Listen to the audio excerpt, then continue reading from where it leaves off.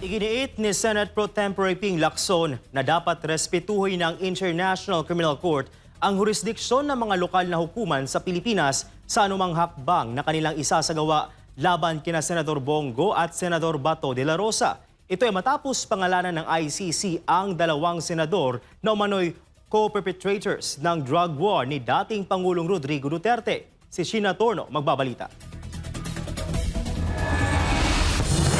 Inaasahang magpupulong ang mga senador, partikular na ang majority bloc sa darating na Miyerkules, Pebrero 18, kabilang sa tatalakayin ng hakbang sa isyu ng posibleng pag-aresto kina Senator Bongo at Senator Bato de la Rosa.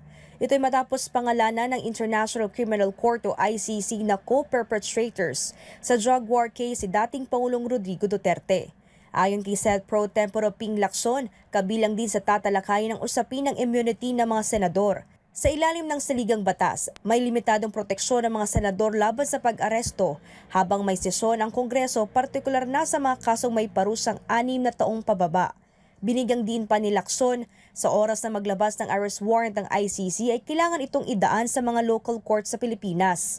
Binigyang din pa ni Lacson, sa oras na maglabas ng arrest warrant ng ICC ay kailangan itong igalang at idaan sa mga local court sa Pilipinas. Dagdag pa ng senador, nilinaw niyang ang pinuprotektahan lamang niya yung legal na proseso na dapat masunod sa anumang hakbang na maaring isagawa ng ICC kaugnay kina Go at Bato.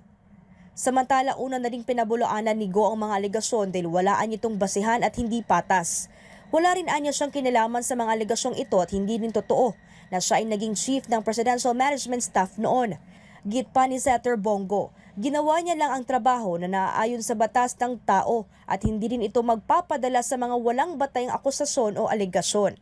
Kinundena naman ni Atty. Ferdinand Topacio, Deputy Spokesperson ng Partido Demokratiko Pilipino PDP, ang panghihimasok ng ICC laban sa paghahain ng mga illegal indictment laban silang opisyal ng pamahalaan. Wala rin anyang jurisdiksyon ng ICC sa Pilipinas para arestuhin sina Go at De La Rosa. Handaan niya silang ipaglaban ito sa pamamagitan ng mga legal na proseso.